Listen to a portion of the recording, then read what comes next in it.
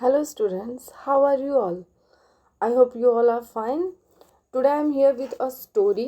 जैसा मैं regular class में आपको कोई ना कोई स्टोरी सुनाती रहती थी, तो आज भी मैं आपके सामने एक स्टोरी लेके आई हूँ. तो लेट्स स्टार्ट आवर स्टोरी. बहुत समय पहले की एक बात है.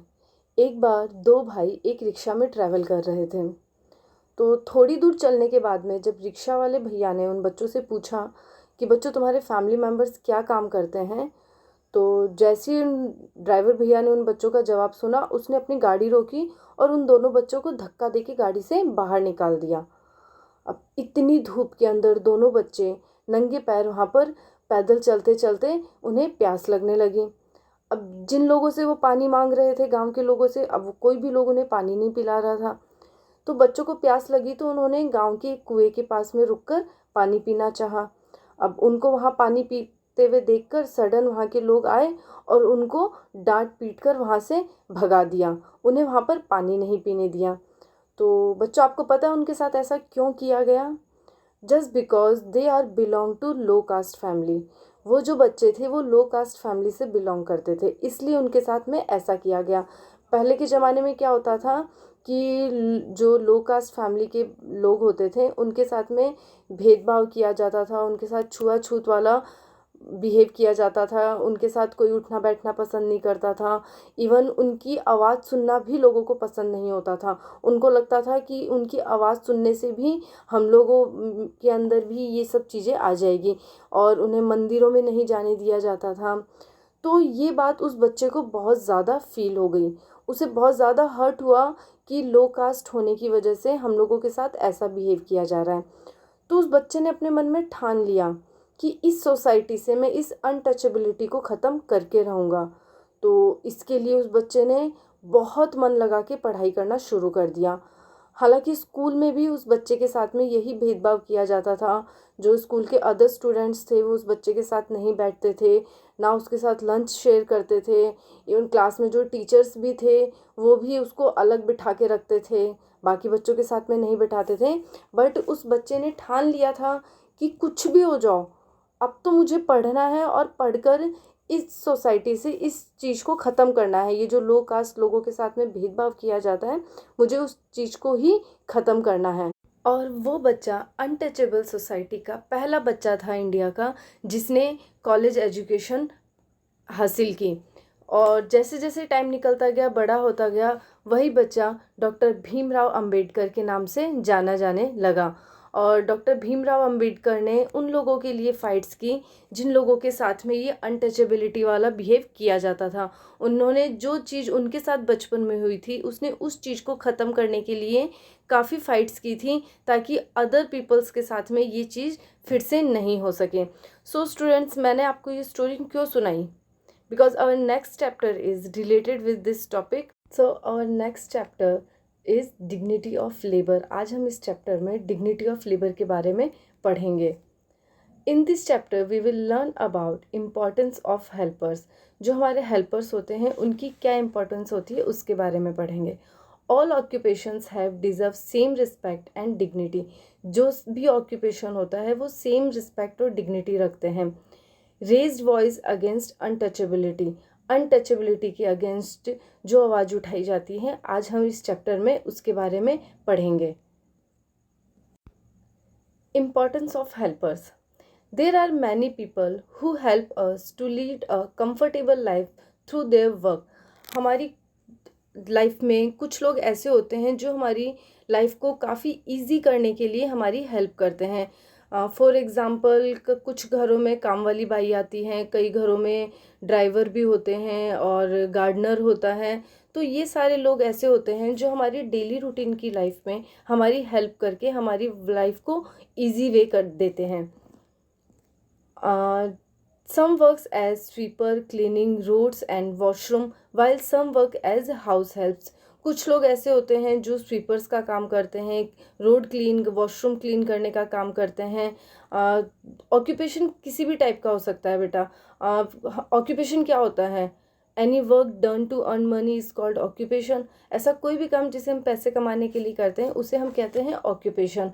तो ऑक्यूपेशन ऑफिस में भी जाकर ऑफिस का भी होता है, कुछ लोग बड़ी बड़ी ऑफिस में काम करते हैं, कुछ लोग डॉक्टर होते हैं, कोई टीचर होता है। तो ये सभी लोगों पे डिपेंड होता है कि वो क्या जॉब कर रहे हैं। तो कुछ लोग स्वीपर का काम करते हैं, कुछ लोग वॉशरूम क्लीन करने का काम करते हैं। Imagine if no one took up the job of keeping the roads clean और disposing of rubbish property.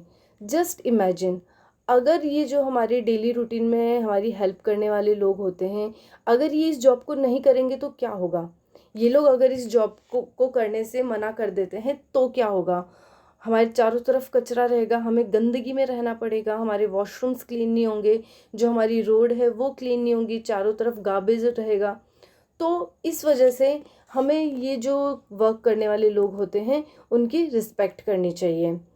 All occupations are deserve same respect and dignity. We must understand that all work is important. जो भी कोई काम होता है वो important होता है। जस्ट फॉर एग्ज़ाम्पल, अगर आपको आपकी स्कूल में टीचर नहीं पढ़ाएगा तो इज़ इट पॉसिबल। अगर आप बीमार हो गए हो, आपको कोई डॉक्टर नहीं देखेगा, तो ये भी हमारे लिए सही नहीं है। सेम लाइक जो स्वीपर्स और रोड क्लीन करने वाले लोग होते हैं, इनके लिए इनकी जॉब इम्पॉर्टेंट होती है। मे बी इनको इस जॉब के लिए बहुत ज़्यादा पेमेंट नहीं मिलता है, but same like a job, जो जॉब हम करते हैं बड़े बड़े ऑफिस में बैठ के, तो उस जॉब की जो इम्पोर्टेंस होती है, सेम इन लोगों की जॉब की भी इम्पोर्टेंस होती है।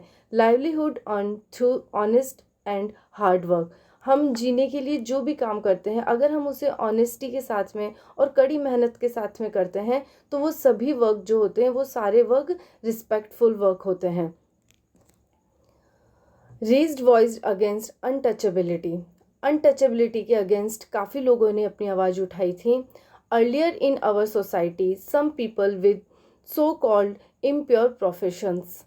पहले के ज़माने में, जैसा कि आपने अपनी स्टोरी में भी पढ़ा था, पहले के ज़माने में क्या होता था, कुछ लोगों को लो कास्ट के मानकर अपने आस पास बिठाते भी नहीं थे लोग, ठीक है।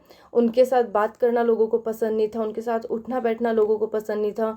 वो उनके साथ पानी भी शेयर नहीं करते थे, उन्हें मंदिरों में नहीं जाने देते थे। They were considered unclean and untouchable. उन लोगों को क्लीन नहीं माना जाता था, उनके मतलब उनको दूर रखा जाता था हर चीज़ों से। They were forced to lead isolate lives as other people refused to talk to them. लोग उनको अलग रखते थे और उनसे बात करना भी पसंद नहीं करते थे। So there is some people who raised voice against untouchability. Social reformers such as Swami Vivekananda and Jyotiba Phule while raised their voice against the untouchability. Swami Vivekananda और ज्योतिबा फूले ने अनटचेबिलिटी के अगेंस्ट अपनी आवाज़ उठाई थी और इसे सोसाइटी से मिटाने की कोशिश की थी। Mahatma Gandhi was strongly against untouchability. Mahatma Gandhi हमारे फादर ऑफ नेशन, जो हमारे राष्ट्रीय पिता हैं, उन्होंने भी अनटचेबिलिटी के अगेंस्ट अपनी आवाज़ उठाई थी। In his ashram everyone had to take turns to clean toilets. उनके आश्रम में डेली सबका 1 बाय 1 टर्न आता था टॉयलेट्स क्लीन करने का। इवन महात्मा गांधी खुद भी टॉयलेट क्लीन करते थे, जस्ट बिकॉज उनको लगता था कि कोई भी काम छोटा और बड़ा नहीं होता है। जिस चीज़ को हम खुद यूज़ में ले रहे हैं उसकी क्लीनिंग करने में कैसी शर्म। तो वो खुद भी टॉयलेट्स को क्लीन करते थे। So students, I hope you all understand about dignity of labor. Dignity of labor is how much we respect all kinds of job without feeling that one kind of job is superior to another. Dignity of labor क्या होता है कि हमें जो भी job है, कैसा भी ऑक्यूपेशन है, हमें उन सबकी रिस्पेक्ट करनी चाहिए, बिना ये सोचे कि कोई काम बड़ा या छोटा होता है। हमें सभी काम को रिस्पेक्ट देनी चाहिए। Thank you so much.